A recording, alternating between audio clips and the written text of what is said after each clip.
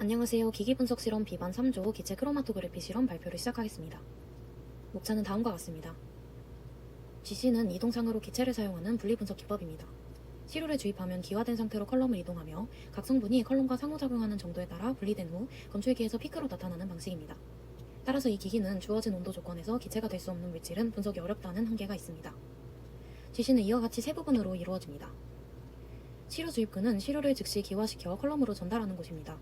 액체 주입이 일반적인 경우에는 전용 주사기를 사용하여 0.5에서 3 마이크로리터 정도의 소량을 주입합니다. 컬럼의 종류에 따라서 주입 방식도 다른데요. 충전 컬럼에서는 약 30ml/미닛의 큰 유량을 사용하지만 모세관 컬럼에서는 1에서 2ml/미닛의 매우 낮은 유량을 사용합니다. 유량 차이가 큰 만큼 모세관 컬럼은 분할 주입을 사용해 과량의 시료가 들어가는 것을 막습니다. 시료 주입구는 오염되기 쉽기 때문에 셉텀과 라이너를 정기적으로 교체해 주어야 합니다. 다음은 시료 준비 과정입니다. 분석을 위하여 실험 샘플의 일부를 취하는 것을 샘플링이라고 하며, 샘플링한 시료는 분석 전까지 시료 본래의 물리적 화학적 성질이 변화되지 않게 보관해야 합니다. 필요한 경우에는 시료 전처리 과정을 가집니다. 미량 분석 물질이라면 농축을 고려하고 여과, 원심분리, 탈염, 재단백, 추출과 같은 과정을 통해 불순물을 제거하거나 유도체화를 통해 휘발성이 있는 형태로 변환해줍니다. 실제 주입 과정은 다음과 같은 순서로 진행되는데요. 먼저 사용할 주사기를 세척용 용매로 여러 번 빨아들이고 버리면서 깨끗하게 세척합니다. 그 다음 시료를 과량 채취했다가 일부 버리는 과정을 반복해 주사기 안쪽을 시료로 충분히 치환해줍니다. 주입 전에 기포가 없는지 확인하고 원하는 부피를 맞춘 뒤 주입과 동시에 바로 스타트 버튼을 눌러 분석을 시작합니다. 마지막으로 니들이 휘지 않도록 조심하면서 주입구에서 넣고 빼야 합니다. 오븐은 컬럼을 수납하고 있는 공간으로 여기서 컬럼 온도를 얼마나 어떻게 올릴지가 분리 조건을 결정합니다. 이때 두 가지 운영 방식이 있는데요. 등온법과 온도 프로그램 방법입니다. 등온법은 시료 분석 시작부터 종료까지 일정한 온도를 유지하는 방법으로 단일 물질이나 성질이 비슷한 소수 성분을 분리할 때 유리합니다. 반면에 온도 프로그램법은 낮은 온도에서 시작해 서서히 올리는 방식을 사용하기 때문에 끓는 점이 다른 여러 성분이 섞여 있을 때 효과적입니다. 검출기는 컬럼을 지나 나온 성분을 전기신호로 바꿔주어 크로마토그램으로 보여주는 부분입니다. 검출기는 범용 검출기와 특정 성분에 민감한 선택성 검출기가 있습니다. 저희는 이번 실험에서 FID를 사용하였습니다. GC는 다음과 같은 구동 순서를 갖습니다. 이제부터는 실제 실험 조건과 결과입니다. 저희는 유기용매의 정성 분석을 위해 이 두 가지 컬럼을 사용하였습니다. 카보왁스 컬럼은 인젝터 온도 200도, 오븐 온도 75도, 디텍터 온도 200도로 설정하였고 컬럼 유량은 10ml/미닛으로 설정하였습니다. HPO는 다른 조건은 동일하되 디텍터 온도는 300도, 컬럼 유량은 0.5ml/미닛으로 설정하였고 주입량은 0.5 마이크로리터 스플릿리스 방식으로 시료를 주입했습니다. 먼저 카보왁스 컬럼에서의 결과입니다. 각 단일 용매의 머무름 시간은 아세톤이 0.677미닛, 메탄올이 0.857미닛, 에탄올이 1.065미닛으로 나타났습니다.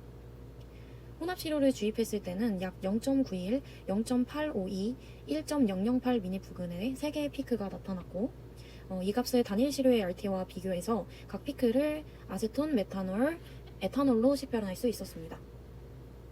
다음은 HPO 컬럼 결과입니다. 아세톤, 메탄올, 에탄올의 RT가 각각 5.593미닛, 5.458미닛, 5.246미닛 정도로 전체가 5.2에서 5.6분 사이에 좁은 구간에 몰려있는 것을 확인할 수 있습니다. 혼합시료에서도 RT가 5.247, 5.435, 5.600미닛으로 비슷한 범위에 나타나 카보왁스에 비해 피크 간 간격이 훨씬 좁았습니다.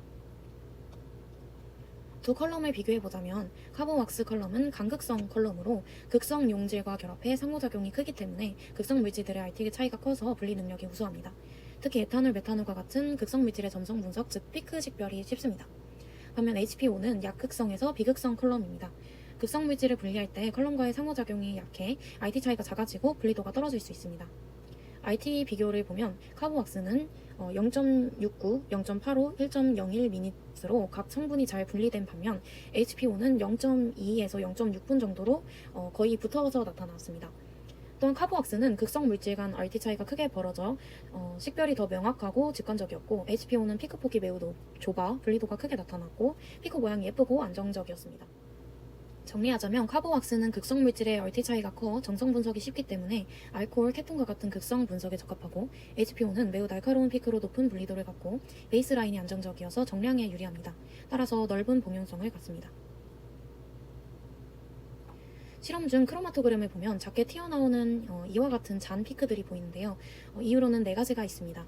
용매나 시약의 미량 불성물로 인해 솔벤트 프론트 근처에 작은 피크가 나타날 수 있고 기기와 주입부가 오염되면 반복적으로 잔 피크가 나타날 수 있습니다. 또한 블랭크 주입에서 이전 샘플 성분이 소량 남아 다음 분석에 나타나는 경우와 검출기와 유량의 변동으로 인한 노이즈 등이 원인이 될 수 있습니다. 마지막으로 실험과 관련하여 예제를 풀어보았습니다. 예제 1은 주어진 RT와 미지시로의 RT를 이용해 각 피크의 성분을 맞춰보는 문제인데요. RT가 3.25인 피크 1은 표에 있는 아세틸더하이드의 RT와 일치하므로 아세틸더하이드로 판단하고 5.30인 피크 2는 에탄올, 7.12인 피크 4는 2뷰타놀로 해석할 수 있습니다. 예제 2는 순수한 세 가지 물질을 각각 분석했을 때의 RT와 피크 면적을 기준으로 미지시로에 포함된 세 가지 물질의 부피비를 추정하는 문제입니다. 순수 물질 분석 결과에 따라 2.34분은 A, 4.27분은 B, 5.15분은 C임을 정성 식별할 수 있고 단일 시료의 피크 면적을 비교하여 A 대 B 대 C는 3000대 4500대 6000으로 정리하자면 1대 1.5대 2로 계산됩니다. 따라서 미지시료의 면적을 가문도로 나누어 보정하면 미지시료 내 부피비는 1대 2로 계산됩니다. 즉 미지시료에서는 C의 성분이 가장 많고 A와 B는 같은 양임을 알 수 있습니다. 예제 3은 메탄올의 농도별로 표준 용액을 만들어 지시 분석한 후 그 결과로 와인 속에 포함된 메탄올 농도를 추정하는 정량 분석 문제입니다. 표를 보면 피크 2가 메탄올 피크로 확인되며 해당 RT는 4.35분, 피크 면적은 1051입니다. 앞 슬라이드에서 얻은 표준 용액의 피크 에리어 데이터를 사용해 검정 곡선을 그렸습니다. 그 결과 회기식은 이렇게 나왔고 여기서 Y는 피크 면적, X는 농도를 의미합니다.